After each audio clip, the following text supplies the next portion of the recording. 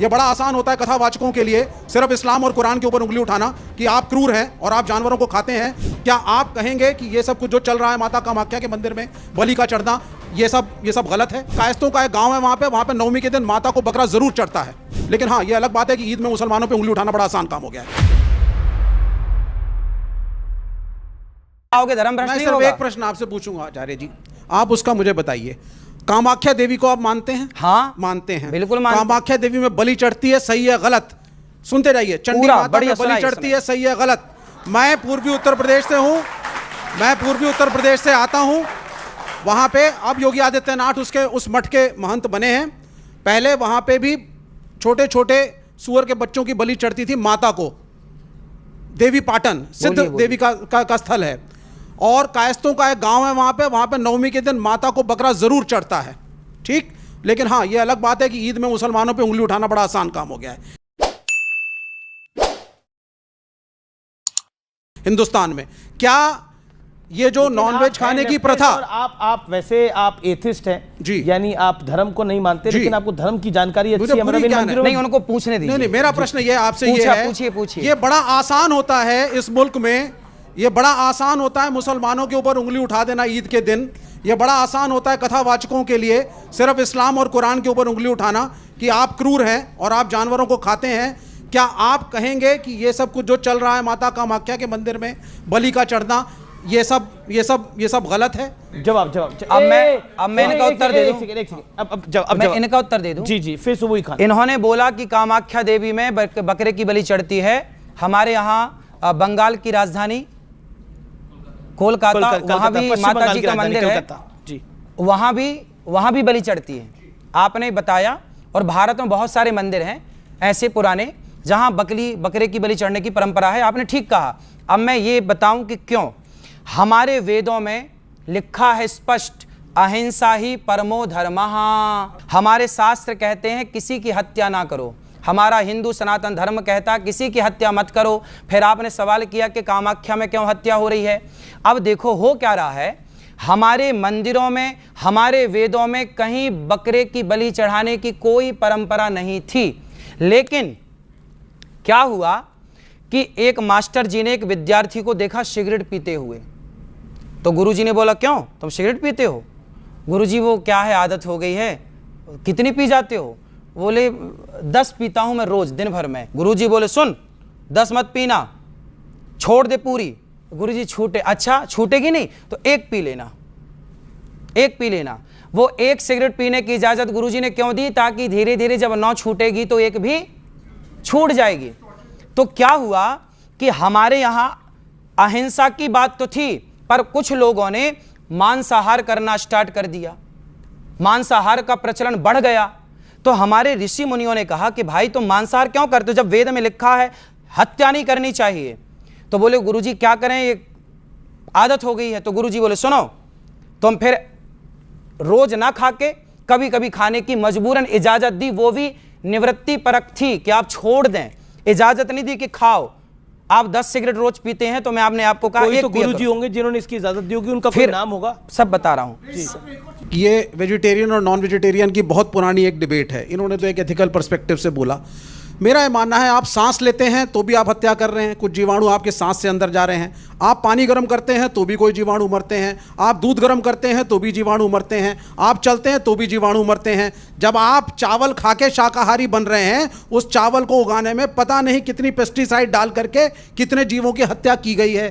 क्या आप शाकाहारी अपने आप को मानेंगे? हाँ। पहली चीज, आप शाकाहारी नहीं है। अगर आप उसी चावल को खा रहे हैं जिसको उगाने के लिए इतने कीटाणु मार के इतने जानवर मारे गए, वो चावल शाकाहारी नहीं हुए। छटपटाता नहीं है प्राण के लिए, मुर्गी छटपटाती है प्राण बचाने के लिए, आपके भोजन के लिए इतनों को मार दिया गया, आपके भोजन के लिए इतनों को मार दिया गया। लेकिन मैं उस विषय में नहीं जाना चाहता।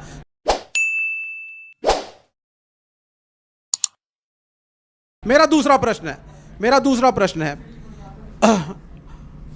राम मंदिर में हमने देखा, जो मेरा एक छोटा सा प्रश्न है, बड़े सारे कथावाचक गए, प्रधानमंत्री भी थे, उसका उद्घाटन हुआ।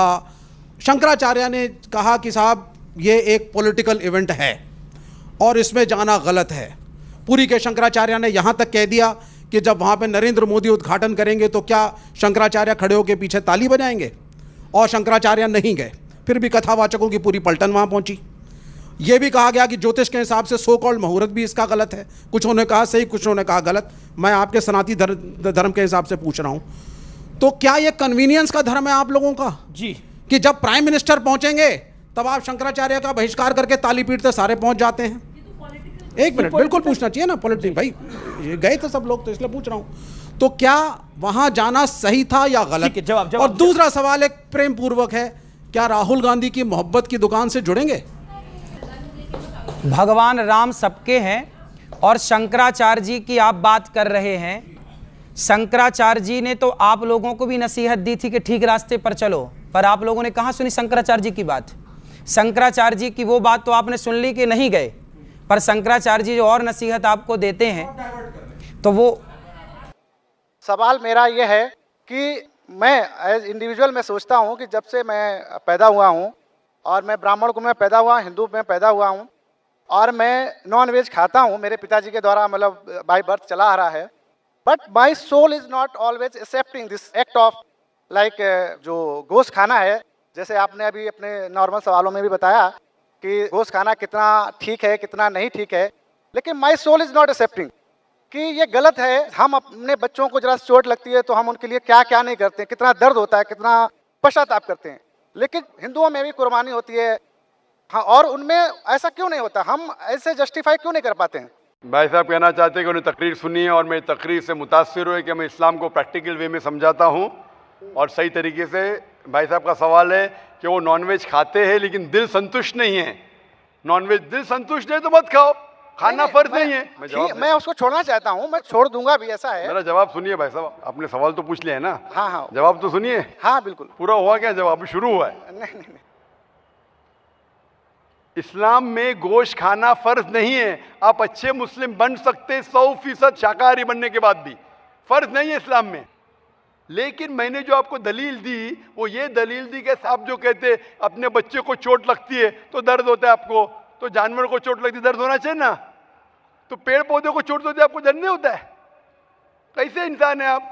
वही तो मेरा सवाल है कि उसमें हम जस्टिफाई क्यों नहीं करते हैं? हमारा ये है कि इसीलिए मैं कहता हूं, लेकिन पेड़ पौधों की चीख आपको सुनाई नहीं देती। आपने मेरा जवाब सुना कि नहीं? मैं जो जवाब दिया, आठवीं गलतफहमी गोश्त के बारे में मैं साफ तौर से कहा कि पेड़ भी चीखते हैं, उसकी चीख सुनाई नहीं देती। मैं पूछना चाहता हूं, आपका बच्चा गूंगा है, आप उसको चुबोते, हाथ काटते उसका, वो रोता है, सुनाई नहीं देता, तो खुश है क्या आप?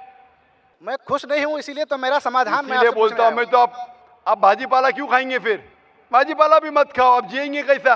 आप जब सांस लेते जिरासिम जाते, आपके जिस्म में जिरासिम जर्म्स जाते, जर्म्स की भी जिंदगी होती है, लाइफ होती है। आप उनका कत्ल क्यों कर रहे? आप खड़े अभी हर मिनट आप सांस ले रहे, हजारों जर्म्स का कत्ल कर रहे, क्यों कर रहे? कैसे इंसान है आप? जवाब दो। आप कातिल है। ठीक है, जो नहीं दिखता है नहीं, तो ठीक है क्या ठीक नहीं है? नहीं दिखता है का मतलब अपनी ट्रेडिशन को जैसा हम लोग पैदा होते हैं, जो चीज फॉलो करा दी जाती है या उसको थोप दिया जाता है, उसी को हम फॉलो करते चले आते हैं। मेरे बाप दादा कहते थे दुनिया चपटी है, का मैं मानूं? नहीं, मैं मान नहीं रहा हूँ, इसीलिए तो मैं आपसे समाधान चाहता हूँ। इसीलिए मैं कहता हूँ कि साइंस अभी तरक्की कर चुकी है। साइंस कहती है कि पेड़ पौधों में भी जान है, जानवर में भी जान है। जो जानवर खाने के लिए बनाए गए उसको खा सकते, जो जानवर से नुकसान होता है मत खाइए। साइंस टेक्नोलॉजी कह रही है। ये आपके परदादा जो कह रहे, कुछ सही कहते थे, कुछ गलत कहते थे। जो सही कहते उसके ऊपर अमल करो, जो गलत कहते उसे छोड़ दो। आप मानते कि बुत परस्ती गलत है या सही है? मैं 100% उस चीज को नहीं सही कह सकता हूँ कि गलत या सही है। अभी गलत है या सही है? मैं फॉलो कर रहा हूँ तो मैं उसको सही मानता हूँ। फॉलो कर रहे इसलिए सही मानते। आप चोरी करेंगे तो चोरी सही हो जाती है? नहीं, आप नहीं करते। अगर एक इंसान बोलेगा मैं चोरी कर रहा हूँ इसलिए सही है, तो ये सही दलील है? नहीं, सही चोरी वो नहीं, मैं कहता हूँ कहा गया है। मैं पूछता हूँ, अगर एक चोर दलील देता है आपको कि मैं चोरी करता हूँ इसलिए सही, आप वो दलील को मानेंगे? तो वो समाज के द्वारा बता दिया गया कि चोरी गलत है, इसलिए हम उसको गलत, क्योंकि आपके किताब में साफ तौर से किसी का अहित होता है, किसी का अहित होता है। भाई साहब, आपकी किताबों में साफ तौर से लिखा गया है कि मूर्ति पूजा गलत है, बुत परस्ती गलत, फिर भी आप कर रहे। मुझे सर उतना अवेयर होता तो मैं यहाँ क्यों आता? इतना मनुष्य में आप अगर आ गए इधर तो अभी पूछ रहा हूँ, अभी अवेयरनेस आया कि नहीं? अभी आप 3 घंटे से इधर है, अभी आप अवेयर नहीं होंगे तो आने का फायदा क्या आपके? आप इतने घंटे से है इधर, मेरी तकरीर सुन चुके जी। हैं, सवाल जवाब सुन चुके, इतने हवाले दिया, मैं चैप्टर नंबर वर्स नंबर वेद का, उपनिषद का वो मैंने लिखा अभी माशा लिख लिए। जी। तो अभी आपको यकीन हुआ कि मूर्ति पूजा गलत है? गलत, इमेजिनरी चीज को मैं गलत तो नहीं मान सकता। आप घर पे जाके तहकीक कीजिए भाई साहब, घर पे जाके तहकीक कीजिए जी। और तर्जुमा पढ़िए वेद का, जी। आपके उपनिषद का, और मैं कहूंगा कुरान मजीद का तर्जुमा भी पढ़िए। जी, तर्जुमे के जरिए इंशाल्लाह आप हिदायत पाएंगे। जी जरूर। Hope the answer the question.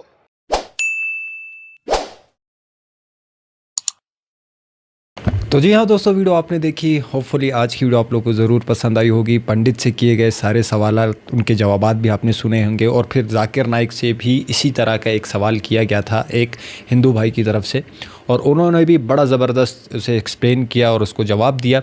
अगर आपको इसी तरह की वीडियोस पसंद हैं तो हमें कमेंट सेक्शन में ज़रूर बताएं। आप लोग के लिए यही है कमेंट सेक्शन, आप जो भी वहाँ पर अपनी कीमती राय देंगे हम उसको पढ़ते हैं, उसका रिप्लाई करते हैं। अभी के लिए मुझे दीजिए इजाज़त, मिलते हैं अगली वीडियो में, तब तक के लिए अल्लाह हाफ़िज़।